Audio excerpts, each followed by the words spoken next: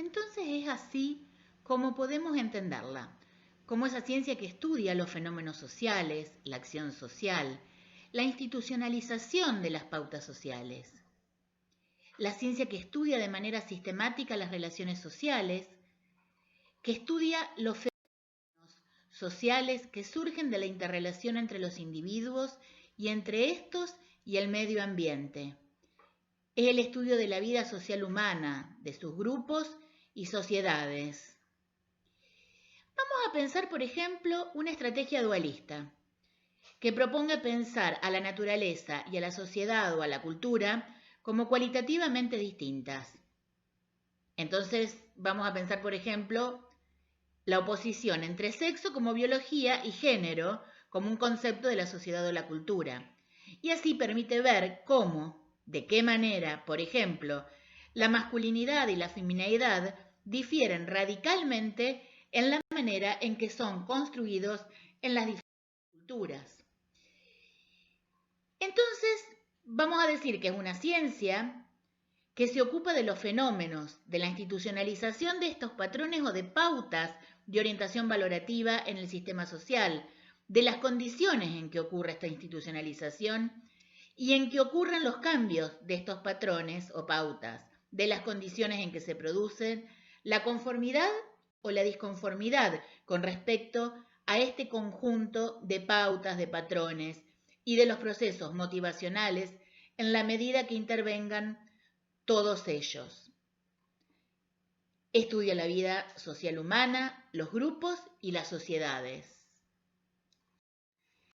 Entonces, sin duda podemos afirmar que tiene incumbencia práctica en todos los aspectos que nos circundan en la vida.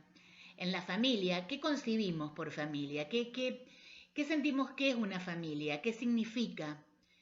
Tiene incumbencia en las regulaciones e imposiciones sociales, cómo influyen sobre nosotros, aunque no nos demos cuenta. Eso que pensamos que sí o sí tenemos que hacer porque si no queda mal, porque si no nos miran raro. Esas son esas regulaciones o imposiciones sociales que muchas veces no percibimos y que en realidad no vienen de la naturaleza. Cuando a veces dicen, bueno, pero lo normal es hacer una cosa u otra, en realidad, en la mayoría de los casos, tiene que ver con una construcción social. La forma, por ejemplo, en que nos interrelacionamos con otros grupos sociales, con otros grupos culturales, cómo nos percibimos nosotros y cómo percibimos al otro, o sea, cómo vemos a ese otro. La religión, en qué creemos, en qué no creemos, cuando a veces afirmamos yo no creo, también es una afirmación, también es una creencia. ¿Qué valor le damos? ¿Qué justificamos en nombre de una religión o en nombre de una creencia? ¿Qué consideramos violencia? ¿Qué es el crimen y cómo se lo castiga? Las sociedades difieren de una manera muy grande en lo que consideran crimen y cómo tratan de dar respuestas a ese crimen, cuál es el castigo. ¿Cómo influyen, por ejemplo, en nosotros los medios de comunicación? ¿Qué impacto tienen? ¿Cómo es nuestra relación con el medio ambiente? Muchas veces, y en cuestiones mucho más cotidianas, si queremos saber cómo imponer un producto en un mercado, es fundamental conocer las pautas sociales, que hacen que ese mercado elija esto que estamos ofreciendo y no otra cosa. Muchas veces se utilizan a los sociólogos para hacer campañas publicitarias, para intervenir, para saber de qué manera se puede llegar a tener una mejor cabida. Se puede también medir la sociedad. Está como capacitado para intervenir en prácticamente todas estas dimensiones sociales. ¿Y de qué manera tiene que ver con la ciencia que nosotros estamos viendo acá?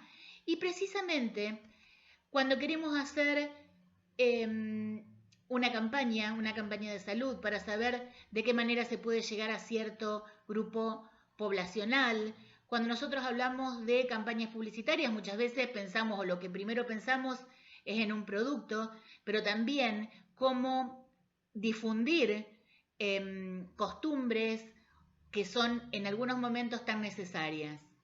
En general, digamos, la sociología da argumentos para repensar lo que se cree natural e inamovible y sobre todo destruye mitos que los poderes construyen para perpetuar la dominación.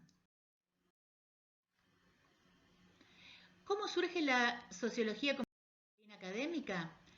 Bueno, en realidad desde la antigüedad se producen justificaciones de la dinámica de la sociedad, pero como disciplina académica, esta ruptura de esta justificación, sobre todo religiosa, que se daba de la organización social, tiene lugar en un momento preciso durante el Renacimiento, con la publicación de una obra en 1469 aproximadamente. Y la consolidación y la profundización de los estudios tienen su arranque en el siglo XIX.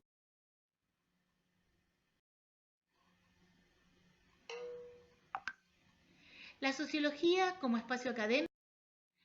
Vamos a ver entonces. Toda la experiencia que proporciona la materia prima para las conclusiones de la sociología, es decir, el material de que está hecho el conocimiento sociológico, es la experiencia de la gente. La vida común, la vida cotidiana, estas experiencias son accesibles a todo el mundo, sociólogos o no. Vivir entre personas requiere de una gran cantidad de conocimiento y ese conocimiento se llama sentido común. Entonces vamos a ver que los sociólogos están o han estado a ambos lados del experimento. Antes de ser sociólogos fueron también objetos del conocimiento del sentido común y además lo han ejercitado. A diferencia de otras ciencias que ese objeto lo pueden encontrar, por ejemplo, en un laboratorio. Acá se encuentra directamente en la sociedad. Entonces, vamos a ver qué diferencia hay entre lo que nosotros decimos esta ciencia y el sentido común. Y es fundamental porque precisamente, si no, es muy confuso este objeto de estudio. No es lo mismo una opinión que una aseveración científica. Entonces, por eso es que es muy necesario ser riguroso la forma en cómo se constituye este conocimiento como ciencia. La problemática sociológica estudia el mundo humano, lo observa, lo analiza, pero existen diferentes formas de pensar y de analizar este mundo de relaciones humanas.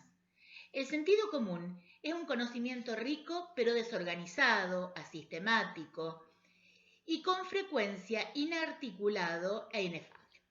Entonces, ¿qué quiere decir? ¿Que nos sirva? No, es muy rico y nos puede aportar mucho. Si es necesario que siga un camino, una metodología y que se pueda llegar a organizar de tal forma que pueda llegar a convertirse en una aseveración científica.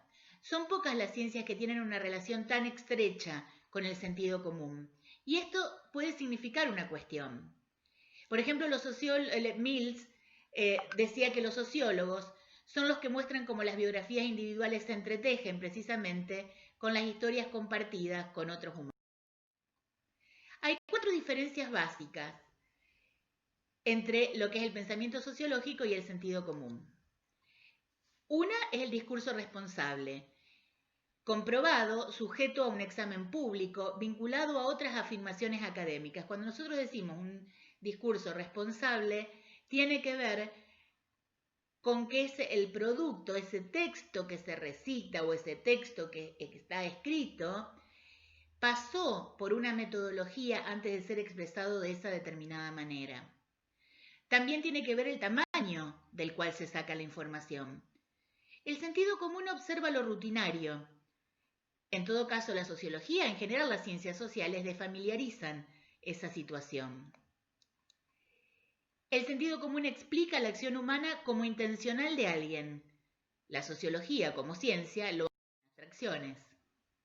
Entonces, ¿cómo contribuye a las otras ciencias? Les otorga herramientas empíricas, herramientas de gestión y herramientas teóricas, como vimos. Tiene que ver con qué estudia la sociología, cómo lo estudia y cómo lo problematiza. Cómo organiza una propuesta de manera sistemática para dar respuesta a esa vacancia.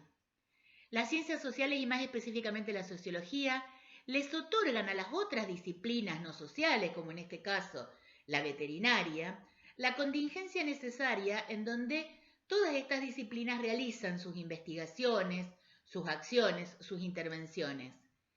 Primeramente les da el contexto donde las demás disciplinas se desarrollan, pero lo hace sin invadir el objeto de estudio.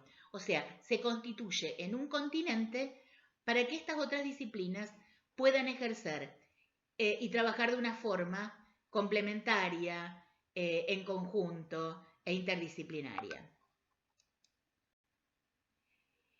Este método, que en principio era tomado de las ciencias naturales, se vuelve enriquecido hacia todas las demás ciencias. Bueno, a partir de aquí vamos a ver de qué manera en los trabajos prácticos que vamos a tener específicamente para ejercitar sobre todo las herramientas empíricas y las herramientas de gestión, en estos dos que siguen a continuación. Así que yo los invito a ver con más en detalle cómo vamos a realizar estas herramientas empíricas, estas herramientas para relevar datos de una manera empírica, científica, que tienen que ver precisamente con la temática de nuestra materia, que es la sociología rural y la extensión rural. O sea, vamos a diseñar herramientas que nos permitan relevar datos, relevar problemáticas y proponer alguna respuesta sobre la disciplina que tenemos acá, que es de nuestro interés.